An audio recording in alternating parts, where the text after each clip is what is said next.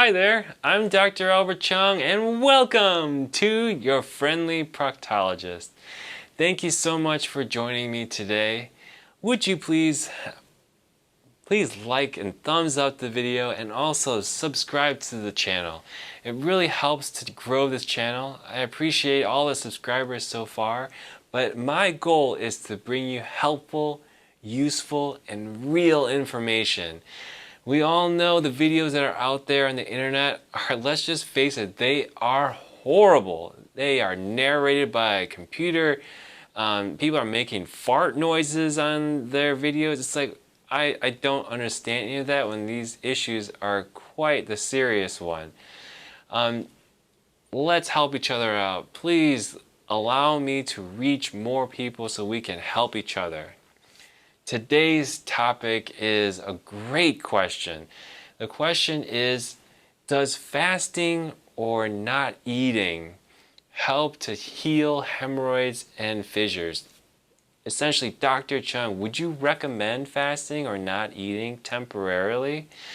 And let me tell you, that person who asked the question is not alone. I'll tell you, about maybe 95% of people that come into my office and have been dealing with a long-term issue have already tried, are doing, or have thought about this and asked me about it personally.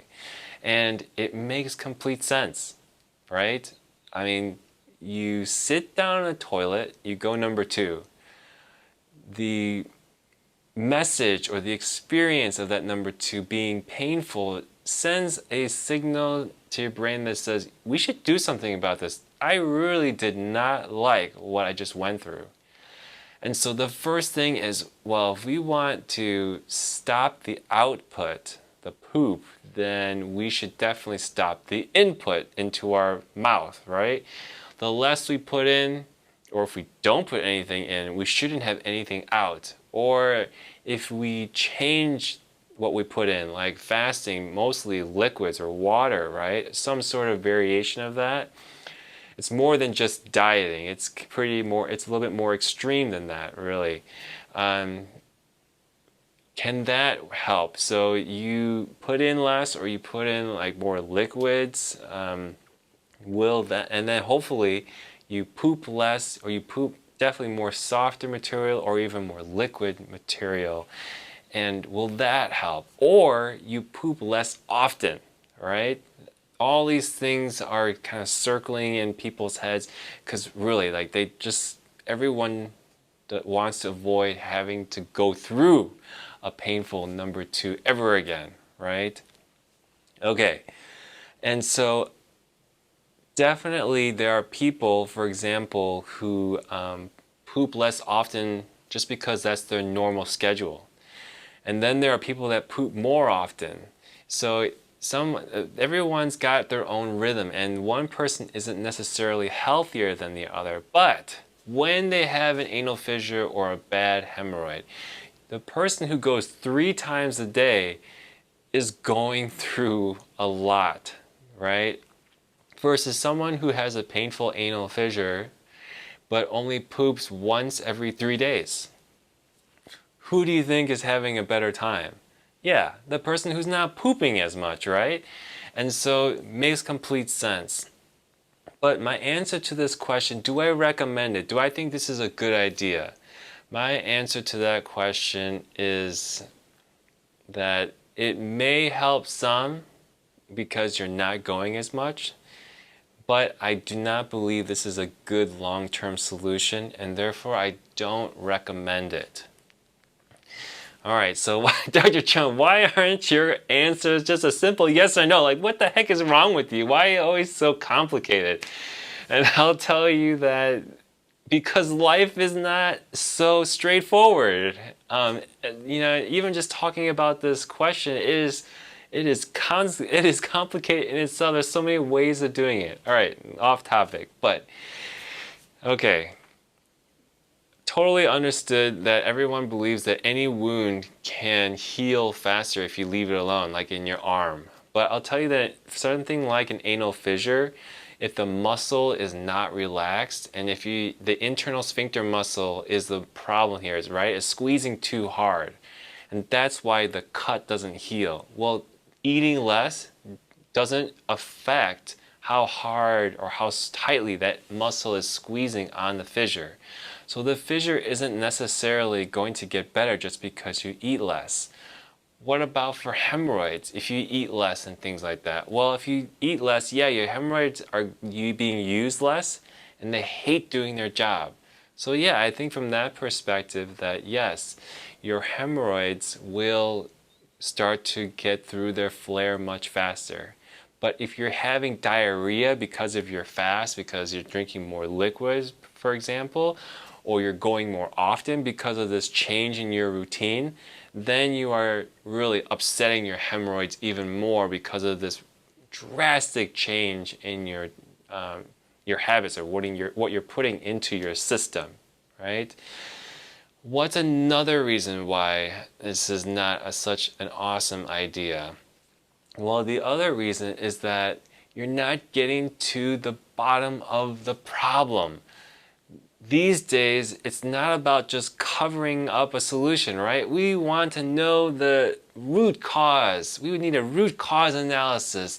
Let's get to the bottom of it and create a real solution. And I think that is what's missing here. So you're in a flare, you got pain.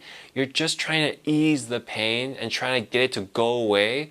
But you are set up for having this happen again. In my opinion, learning and understanding and giving yourself that feedback to know why it happened in the first place is really the key.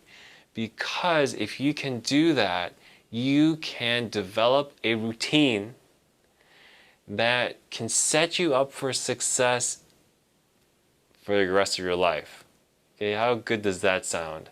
How good would it be for you to have a bowel movement that agrees with your anus? You know, you and your anus are now friends because you're paying attention to your anus's needs, and your anus doesn't have a reason to complain much anymore. How good is that? Does that even compute up here? For many people that doesn't, because just, many years have gone by where it's just constant flare after pain episode after pain episode. It just doesn't quit. And that, in my opinion, to answer that question, is the main point that's being missed. So there are many videos that will say heal an anal fissure in 15 minutes, or this diet, or you shouldn't eat and your fissure will be healed. Okay, yeah, okay, go ahead, try it. I don't object to people trying different things, experimenting, learning something new. And as long as you understand, if there's try and use common sense. Is it safe for me or not? We want you to be safe, right? I certainly understand the desperation people get into, but the videos don't address how you got into your fissure problem in the first place. They don't do that because these people that make those videos don't truly understand that mechanism, that pathway. They don't understand it completely. And so that creates more problems in the future where you may be brought back into the situation more often, where my idea is try not to ever get back into that place ever again. Yeah, it sucks while you're dealing with it, but this is to, just like life is full of lessons, that's kind of the same idea that I'm using here. And this is what I do with my patients in my office every single time as I listen to his or her story. Right? The story and your individual habits, what you grew up with, culturally, belief-wise, your habits, those are all very important to me. And so the answer is very complex, right? And that, yes, I think that it can be helpful because wounds take time to heal, and if you leave them alone, they get better, some cases. Fissures, not so much. Hemorrhoids, yeah. But is it a good solution for the long run? No, it's not, in my opinion. And plus, you can easily, if you've got a very sensitive wound that is almost done healing but not 100% yet, going back, eating again like you used to do and having another bad bowel movement, you're back to square one. You've just backtracked. So you know that phrase, take 3 steps forward, or maybe, yeah, 3 steps forward because you feel so much better, but then it's 10 steps backwards. You know, you completely have lost all the ground and then some, because now you feel so defeated. That's what I want to avoid. And I feel that that is where patience comes into play, but you're setting yourself up for getting yourself 10 steps ahead. Okay. I hope that question rings for you, and I hope that brings some perspective in terms of how I treat my patients and how I believe it, what my philosophy is on it. So I appreciate you spending your time with me. Thank you so much for being here, and I hope you have a good one. Thank you so much. Bye-bye.